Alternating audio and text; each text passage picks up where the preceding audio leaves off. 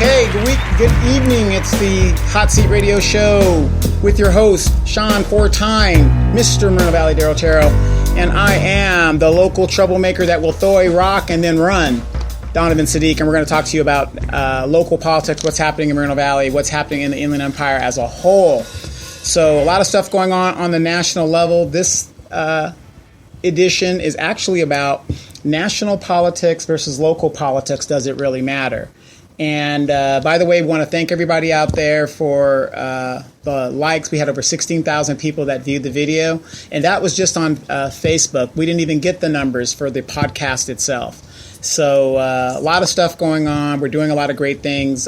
Sean, how's it going this week? Everything good for you? Yeah, it's going good enough. You know, a lot of likes on the thing last week, so I guess people are visual versus, everybody's got smartphones, so they want to see, who we are, so they can egg our houses and, follow us in our cars, things like that. Darrell, your show last week, you did the hot seat. You also did your own show, Darrell Taro Times. 30,000 viewers from the video previous to that week, the one about hope. That was 30,000 viewers. Did you get the thing on that one? Oh, yes, I did. Where I did that. And then last week, yours was at 16,000. I mean, is that amazing, or is that just because of your message? Well, I think it's the message. Mm-hmm. Again, we talk about in this day of time, hope, and people need to hear about not only hope, but being involved in their community. And even though you have busy lives, you still can make a difference.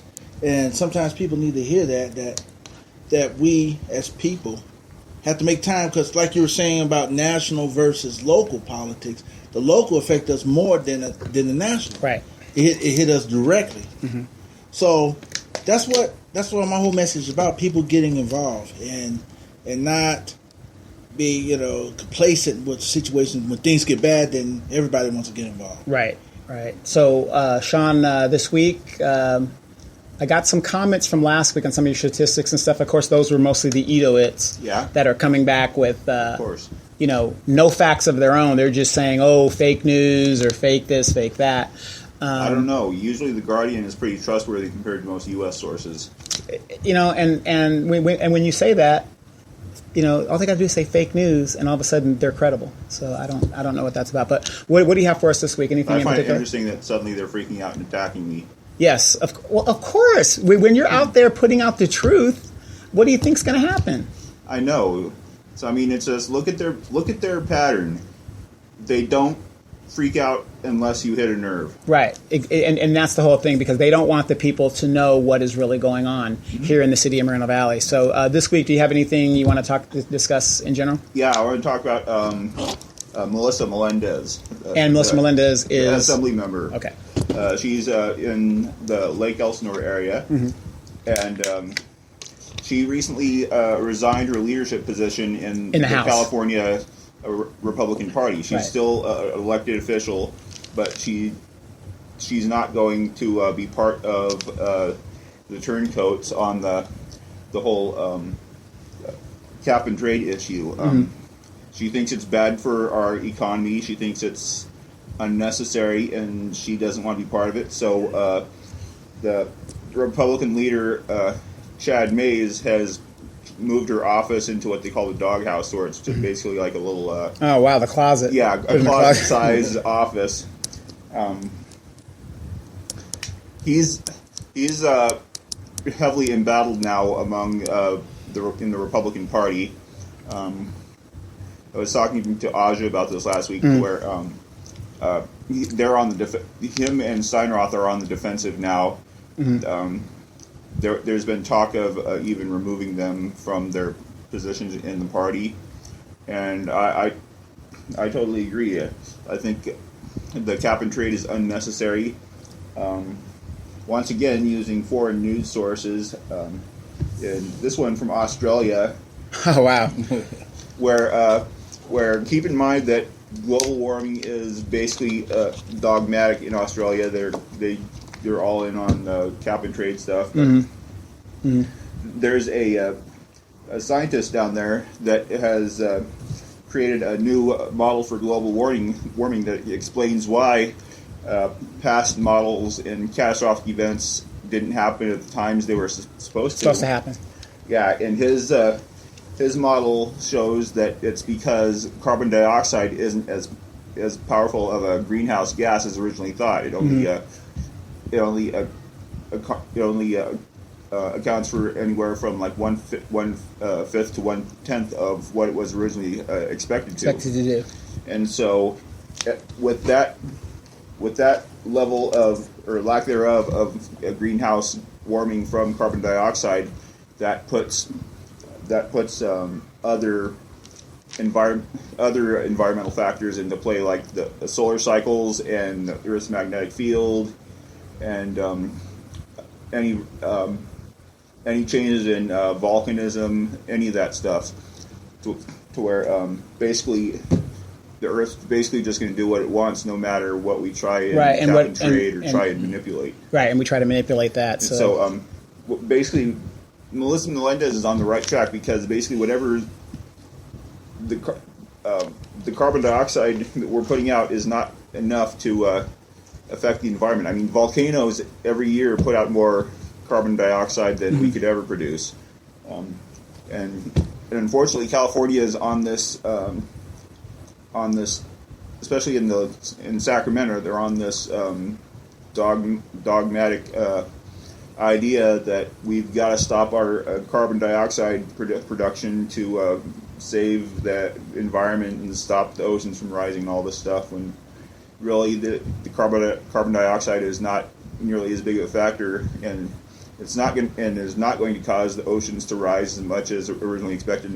It's not going to cause as much of, if any, major weather disturbances, and all that stuff is just, whatever happens is going to happen because of natural causes. And in fact, he's predicting that the temperature might even drop into the 2020s because of some changes in the solar cycle, where he's predicting that it will be the sun will be fairly calm for a while, because the sun goes through periods of intense activity and flares and flares, and then times where it doesn't really do much of anything, and there's like no sunspots, and it just kind of sits there and then flares up again. Right. So with all these factors, this cap and trade policy will be completely unnecessary. All we really have to do is like keep the asthma down from what it was in the early 90s, keep the rivers from catching fire, right. Keep the beaches free of trash, and we'll be fine. Pretty much be good. But what Sacramento and especially the Democratic Party is pushing is all it's going to accomplish is killing jobs. Right, the Democratic Party. Are you aware that through executive order, Mr. Trump has once again allowed corporations to dump into rivers, and they're finding high levels of arsenic in just general population water because of these rollbacks in the Obamacare, or not the Obamacare, but the Obama legislation from before. So they're finding high levels of arsenic, and I never understood why you would take hazardous waste and dump it in the river to begin with, but it's being allowed by the Trump administration. A lot of those rivers have been heavily contaminated back in the 70s. Yeah, they didn't stop. They went on for decades before the 70s. It went from like turn of the century. Right. So it was going on for, in some places, 100 years before they stopped it. So it's been only, how long ago was that executive order? He signed the executive order, I believe, 3 or 4 months ago. Dealing with the EPA, where they can roll back and do all those things. Yes. I find it, private sector works a lot faster than government, but it's still going to take a little bit of time for them to set contracts and bids in place to actually do these things. Yeah, to actually do these things. So I suspect that some of these chemicals are still left over from previous dumping. Okay, great. Daryl, you want to talk about the local gas tax that's going to be happening? Well, yeah, I was reading something. So you were talking about the cap and trade. Well, yeah. California. Well, it says the new tax will add 19 cents to the price of each gallon, And the Legislative Analyst Office concluded in March by following a question from Assembly Member Vance Fong of Bakersfield that the cap-and-trade system will increase gas prices by as much as 63 cents a gallon by 2021 and 73 cents by 2031. So top of that and SB1, I don't see how we can be able to drive any cars. Yeah, I think the Democratic Party in California has touched the third rail of politics in this state. Well, nationally, it tends to be Social Security and Medicare. In this state, you mess with cars, you're going to have a serious backlash politically. Well, you got to remember, Senator Dianne Feinstein's husband got the $3 billion contract for the high-speed rail bullet train. So I guess they're banking on people just dropping their cars and just getting into the Metrolink system and getting to where they need to go. Well, the train is going to be from Los Angeles to San Francisco. Right. They ain't going to come down where we are. Of course, probably feel we don't have no money anyway. Well, right now the train is just a train to nowhere. It goes between farmland and meth heads. Right. And, and they don't think about that. But you have all these people like the Edowitz. Oh, what a great idea. It sounds so good. Oh, my God. It's the greatest thing ever. The thing is that public transportation isn't catching on down here. In California. People want their cars. Right. And they're going to continue to have their cars because if I can go to L.A. on, let's say, $10, let's say three-fourths of a tank, which is a hybrid car, I'm probably spending $30. One way going on the Metrolink is, what, $8? One way? And then going back, that's $16 round trip. So I can make 2 and 3 trips in my hybrid car. And then you're probably not going to get everywhere on the Metrolink. You might have to use their bus system or their subway system for additional costs. And then dealing with the people that you have to deal with in a major city. I don't want to be mugged or beat up or be in the wrong area at the wrong time. So yeah, the good thing about a public bus system is that you're never the weirdest person on there. It's funny that you say that. I have a cousin and an uncle that are bus drivers. One's for Omnitrans and one's from RTA. And you will get these are some awesome stories that you could put in a book. I've been telling him to put it in a book and stuff because he's seen it all. I mean, and you've seen the videos where the bus driver's knocking out the passenger. And, stuff like that. So I rode the RTA. I know. Yeah, you know. What I mean? Oh yeah, I seen it where a guy get on the bus and he says, "Let me borrow $1." Right. And then the bus driver has a 20. He says, "No, I want 20." Right.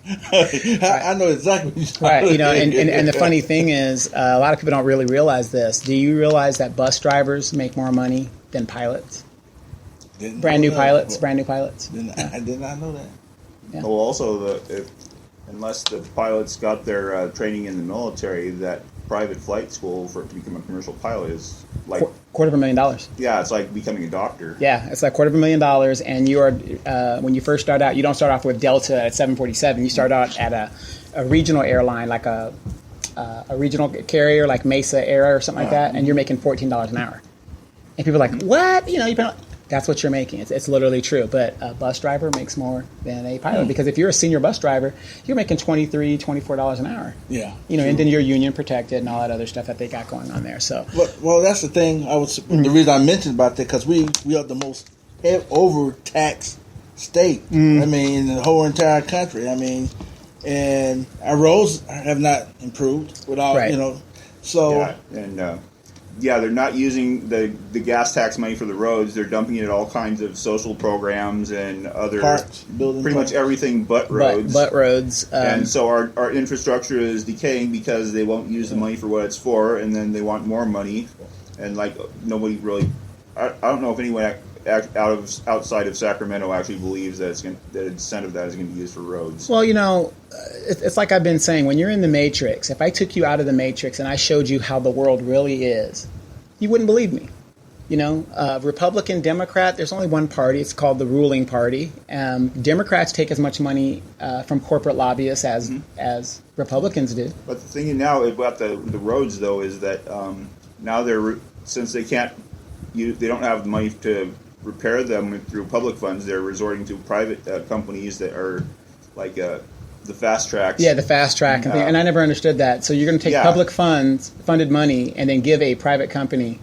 And then they can charge people for it. So I know on the East Coast they have a lot of private toll roads, but they're but their car taxes and registration is really low. Mm-hmm. And here it used to be where our car taxes and gas taxes and registration and stuff was really high, but we had lots of public roads. Mm-hmm. But now we're getting the worst of both, to where now we've got really high car taxes and gas taxes and vehicle registration fees.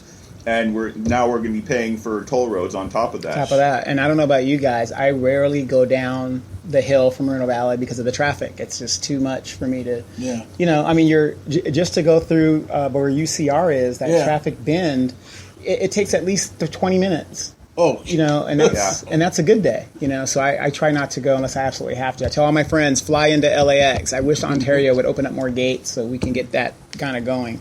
But, but like you were saying, Daryl, with the gas tax, that is going to hit everybody significantly, because with the gas tax, isn't that going to also increase our registration fees? Oh, well, yes, the registration fees are going up too. And it's going to affect every single industry that requires gasoline or jet fuel or any type of fuel to move stuff. Right.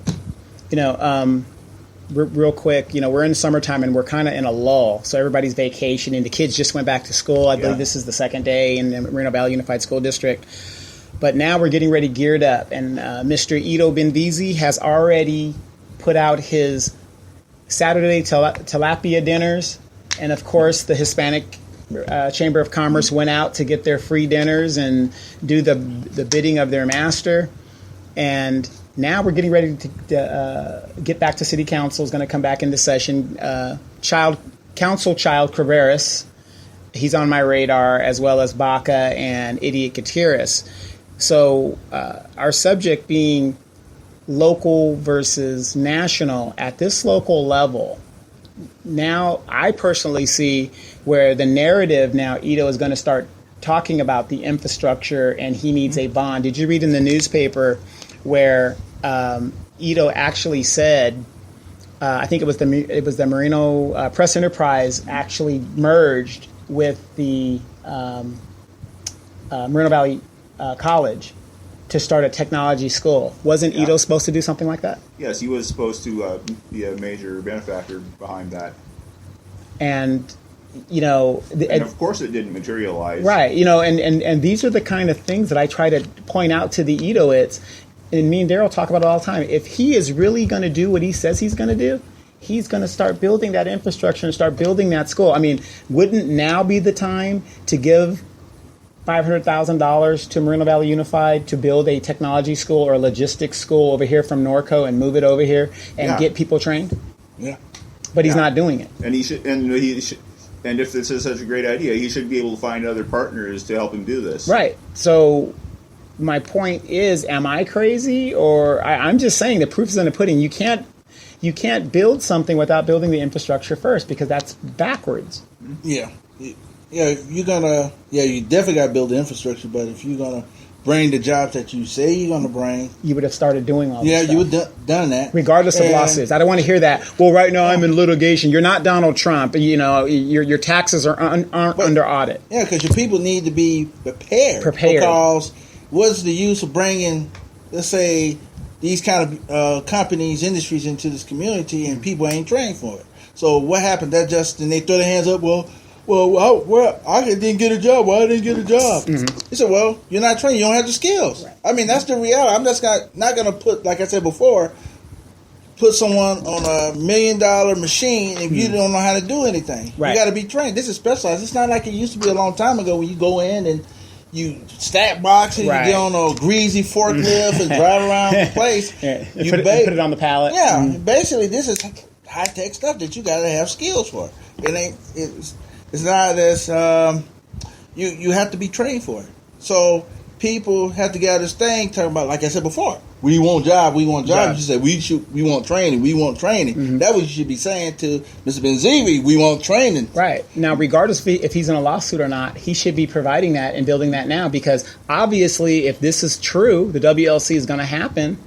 Oh, yeah, that's the first thing you would want to do, and say, okay, even though it's 25 years out and I've trained you, now you can go work in all these other warehouses, get more experience, and then when my project comes up, I've got a high-tech working guy that I'm going to pay $40,000 a year. Well, I think I think he's really abusing the Mexican Chamber of Commerce and the Hispanic community because what's new? Yeah, what's new? The thing is that many in the Hispanic community, especially around here, are still seem to be in a peasant mindset when it comes to dealing with the warehouses and Ito, where it's like, yeah, they're waiting for like someone to be a benevolent benefactor to them, like a benevolent banana dictator, and that's not how things work here. I mean, it's like if you've got a legal U.S. residency, or if you're a U.S. citizen, you need to start acting like it and thinking about it and thinking about how you're actually going to make use of the opportunities that are here and not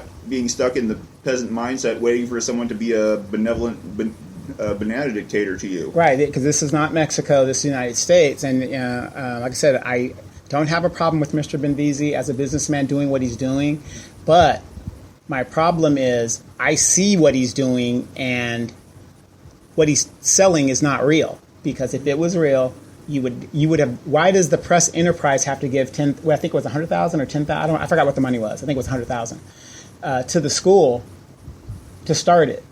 I mean, this is Moreno Valley, so-called Benviziville. He should have been the main one over there at that campus saying, this is the Ito Benvizi or the Highland Fairview School of Technology. That should be his thing. And yet, the press enterprise stepped in. The fake news stepped in, is doing something that he should have been doing. Well, that calls, why I say leadership. Why wait for something else than going out there and do it and introduce, be assertive, and say, this is important to this community. We need people trained. I want to hand this money off to them, and we're going to work together to make it happen so people can get trained for these jobs and not wait for somebody else to do it. Well, our idiot mayor who works at the school, supposedly, what is he saying about this? Because he should be the main one saying, what the hell is going on, Mr. Benvizi? Why is the press enterprise doing a job that you say? And I'm not trying to call my friend Jesse Molina out, but once again, he said that he was going to hold this person accountable. So where is he at? I don't know, but if Gutierrez ever said that, Ito would run a $250,000 recall campaign against him and find himself a new sock puppet. A new boy toy. So, So speaking of on the local elections that are coming up, people have got to realize that we have local elections that are coming up, and I want to talk about Aja Smith. Here's a person. If you guys didn't realize, we did put a video up of her. It was an internet video where she was talking, because a lot of people are like, well, who's Aja Smith? Where is she from? What's going on? And it kind of gave a good little idea of what she stands for and what she has done. We've known Aja for years. Yeah. What is your take on her, supplanting Mark Takano, and what kind of representative do you think she will be, Sean? I think she will be an original thinker. She won't be busy trying to grade other congressmen's grammar. If they misspeak on something, then she'll have the section in code and references to exactly what it is that they're wrong on. She's an original thinker. She has experience, military experience. She's been in the IT field as a civilian for the March Air Force Base. Yeah, so for a while. Mm-hmm. She knows better than to hire someone like the Owan brothers. Right, and as a matter of fact, which Mark Takano did. Right, as a matter of fact, I believe she was the one that really, well, not that she brought it out, but on her Twitter, she that's where I got the information on that and made me aware of what was going on with that situation. Yeah, and right now, and Mark Takano's been silent. Yeah, all the Democrats are trying to keep it silent. If someone did that to me, I'd be out for heads and find out exactly who did it, and I'd want to ensure the public that it's not going to happen again. I'm going to get to the root of it, right, and root out all the people that are responsible and find out what foreign intelligence agency or what terrorist organization is getting this information. But the Democrats are silent. There's a lot of suspicion now that that what's in their emails is being used to blackmail them. Very good point. Daryl, if you had to vote right now, are you voting for Ms. Smith, Mr. Shepard, Mr. Takano, who do you think would be a good representative for this area? Aja. I think she'd be a good representative because, again, like Sean was saying, she's a military person. Also, she dotted T's, dot I's. Mm-hmm. She'll hold people accountable. But not only that, she will lead as far as she knows what's going on in this community. It's not like we're not the redhead stepchild of the empire. She will treat us with respect. And she actually has experience in logistics and moving moving thousands of people and thousands of untold tons of supplies all over the world. She's actually done that. She's actually done it. So if anyone wants to challenge her about the local warehouses, I mean, she already knows how all that works. She already knows about moving stuff around the world. Yeah, honestly, I'm going to vote for her number one. Of course, she's a friend of mine, so of course she's got my vote because I don't vote for my friends because you're a friend, but because she's qualified to be in that position, and I think that she will definitely communicate to the 41st district. We only hear from Mark Takano when it's politically expedient. For him to communicate. Yeah, last time he was over this way, I think he was over here to bash any changes to Obamacare. Right. That, and then we had something with the veterans, and here's a guy that votes against the veterans in some of his voting statistics, but yet he comes here and says, "Oh yeah, I'm for the veterans and whatever," but you never hear him talk about what's going on at that base. We never hear about the base. We never hear about economic issues in this part of the county. We never hear about the unemployment issues. We never hear about supporting law enforcement. You never hear about any of that stuff. Maybe he's doing a great job for Palm Springs, but hey, there's more to this district than Palm Springs. And I'm not trying to be negative or anything. The only time you really hear him harping really, really loud is when it has to be an LGBT victory and their agenda. And I'm not against that. Have your agenda and you support your people, but at the same time, you're supposed to represent everybody else. So. Well, that's the thing about local versus national is because Congress people all the way in Washington, and they don't use the office effectively enough to make the change down in our local areas. And that's why I say it's more important that we have representatives like city council, school board, or state assembly people, because they are more in tune. Some of them are anyway in tune with what's going on in the community. Congress people just have representatives say, "Hey, what's going on in this community?" Or come down to cut ribbons, or "I need your vote," or attack somebody. But that's the kind of leadership we don't need. Is ones that do the PR stuff. I'm here, bye, I'm out of here. But the people who are here are the local folks are here. They are local officials. Right. Speaking of, a lot of people right now are nervous on the national level when it comes to North Korea and Mr. Trump and his. I'm speaking from a military person in my perspective, and I'm going to say this before we really get into that question. When two or more countries have a nuclear bomb, nobody can use it. That's why there hasn't been a nuclear detonation since World War II.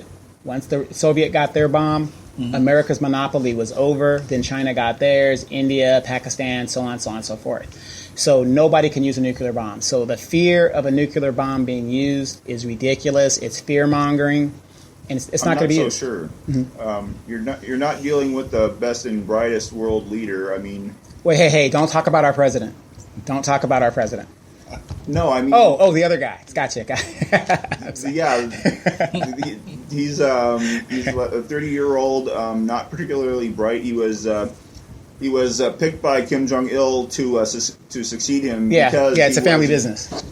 Yeah, out of all his half brothers, Kim Jong-un was picked because he was just going to blindly toe the party line. Yeah, the family line, not the party line. The family. It's a family business. Well, the family is the party, basically. Yeah, exactly.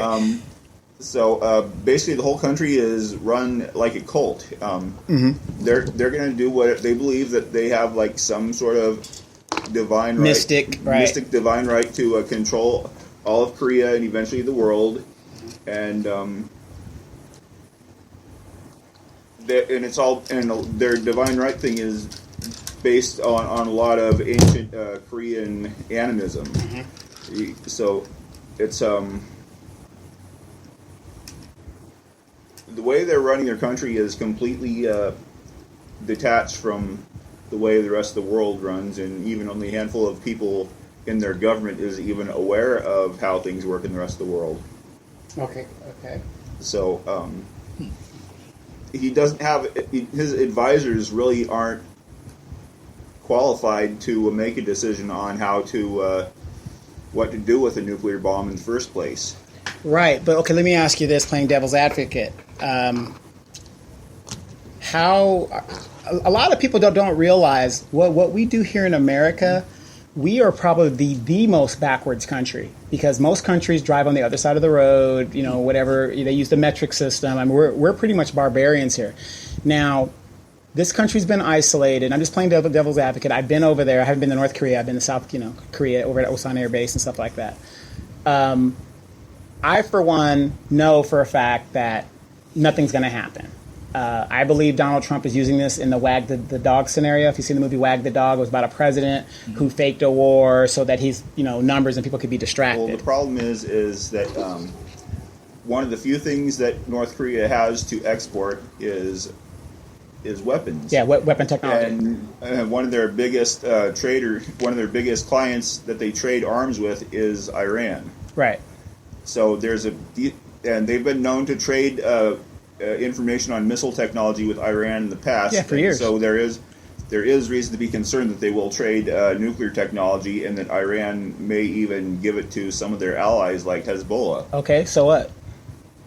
So that needs to be stopped before there becomes a Middle East nuclear arms Okay, race. well, let me ask you this real quick. We give nuclear technology to Israel. We give it to our allies, and we all don't these. do that anymore. Well, but we did. What I'm saying is, though, why is it that the United States can do whatever it wants, but another sovereign country? Who are we to tell another sovereign country how to run their government? If China came over here and they would clean our clocks militarily because they have more people than us. I mean, the only thing we could do with China is just drop the bombs and be gone with it. But if they came over here and told us how to run our business, we would be highly offended at that. And we would fight them. I mean, there's no doubt. And plus, they own all our debt. So, of course, we would fight them because we want to get out from under that debt. But I tell people this. Follow the money. If one bomb is ever dropped, atomic, it would take the world economy into a free-fall spin. And it's all about money. 80% of North Korea's support comes from China. China does not want to disrupt its money flow. That's what it comes down to. That's why I tell people you have nothing to fear, because when it comes to money and these oligarchs that have billions of dollars, do you think that when a nuclear bomb actually goes off, those people are now reduced to our people and our level? The money's worthless, and our money's worthless right now. Why are we paying debt on paper? I have no idea. Interest on paper, I have no idea. But when that happens, Bush, all these so-called rich, their money's worthless, so now they're at our level. I don't think that any rich person wants to risk that because we would basically turn into Mad Max, and it'd be the strong survive. The problem, though, is that North Korea is making all kinds of threats almost daily. But realistically, if they wanted to de-escalate things, they'd discuss a peace deal to end the standoff in the Korean War, which is still going on. Right. There's an armistice, but why should they? I mean, nobody could make them do that. And then if we talked about threatening, what did Bush just do? Or not Bush, I'm sorry, Trump, same person, but Trump just do? Hey, fire and glory and all that. You have to be diplomatic. And then we don't even have ambassadors over there. He hasn't even nominated anybody to be an ambassador over there. We haven't had diplomatic ties to North Korea in decades. We've sent an occasional envoy, but we haven't had embassy or ambassadors in North Korea. Right, but on the border in the demilitarized zone, we have military attachés that go over there, and the South Korean ambassador usually goes in those meetings, and that's where they talk about certain things, and we give them Obama. You mean that joint security area? Near the DMZ? Yeah, in that area. And the Obama administration, unfortunately, went into a deal that was supposed to stop the production of a weaponized nuclear device, which, of course, they cheated and whatever. But, again, to be afraid of something that's not... I mean, I honestly believe it's a wag the dog scenario. Trump is just trying to divert everybody's attention because when we're threatening to go to war, we want to get behind the president if it's for a good reason. But I just think this is all fluff and bluff, and that's all it is. Well, I still think that if nothing else, this has to be stopped or at least contained so they don't export this technology to other hostile countries. But we've been trying to contain them for 40 years, and it hasn't worked. See, I think then that's why Trump is taking a more hostile stance towards North Korea, because North Korea has walked on past presidents for a long time, and they're about to have a bomb that they can use as a bargaining tool. Okay. Well, I'm going to cut you off there real quick, but Libya gave up their bombs. Iraq never had any weapons of mass destruction, and look what happened to them. To me, building a bomb is the more efficient way to keep these big countries from invading. Well, the thing is that Obama blew it on Libya. Okay. Bush and Gaddafi had a deal where Gaddafi agreed to disarm and show that he disarmed in exchange for humanitarian efforts, right, lifted, right. So he could have oil contracts. Right. And Exxon Mobil and Shell went in there and took over the oil fields. But the thing is, though, is that then when that Arab Spring happened, as if democracy ever really stood to have a chance. Have a chance in Islamic countries. Obama stood by and let Gaddafi and his government be overthrown. Well, wouldn't you think that would happen after 8 years of being in Iraq and Afghanistan? The American people were weary of. I really doubt the American people wanted any more troops to go over there, because the people that are fighting these wars are the poor people. Well, the thing is that a lot of some of the people that were largely responsible for overthrowing the Gaddafi were connected to Obama's friends in the Muslim Brotherhood. Okay, well, I don't know if President Obama was a member of the Muslim Brotherhood, but if you know, I'm not saying he was. I'm just saying he had friends there. Okay, Daryl, what is your take on this Kim Jong-il and this fear mongering and posturing? Well, like you were saying about the bomb, you're right. It used to be a policy called mutual assured destruction. So no one's gonna blow nobody up. But I think for North Korea, they are hungry. They've been starving for years. Yeah. So they saber rattling to negotiate. So because all these terrorists are affecting them, and these and so they need to negotiate to get food for their people. So they're gonna do whatever it takes to get food. Yeah, and they do that every so many years. And that's blackmailing. But the Kim family, the food never reaches the farmers or the peasants or.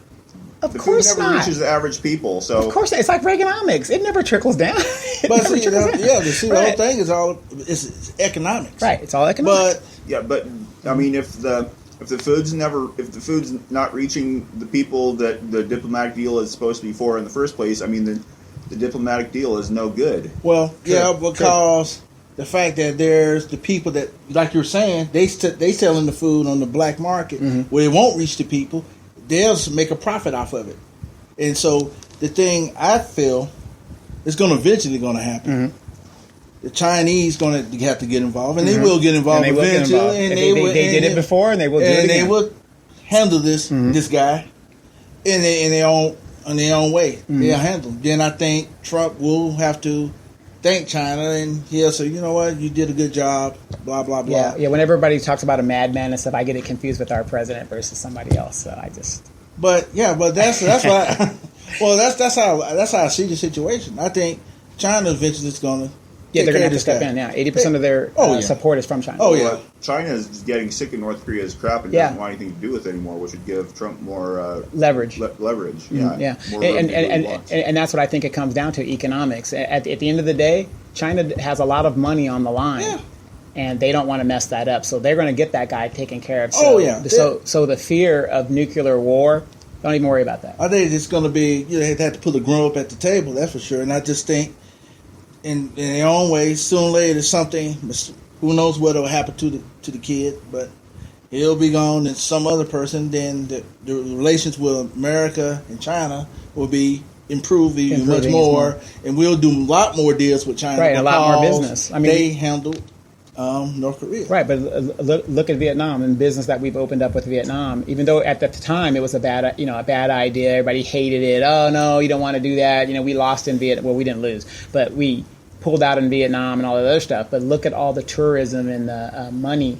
Communist nation, but it's about money, business, economics. That's what it comes down to. The bottom line is, it's follow the money, and when money's at stake. Hey, we don't care if you're torturing your people. We don't care if you're murdering your people. As long as business is good, business is good. That's my belief in it, in my experience. So, Guam, it's a threat for a threat, but I don't think they have nothing to worry about.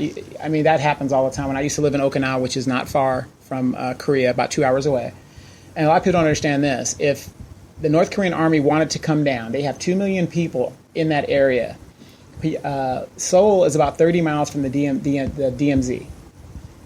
I'm not sure what the numbers of people in the city of Seoul is, but within seconds, those people will be killed from rocket attack or just conventional, rocket attack. But if it was a nuclear, even more than that. So you're talking about these guys will steamroll in seconds, just like they did before.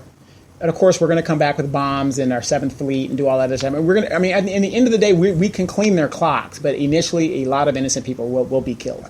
Well, that would also create a problem for North Korea, is that when they see in the ruins of the standard of living that the South Koreans had, right?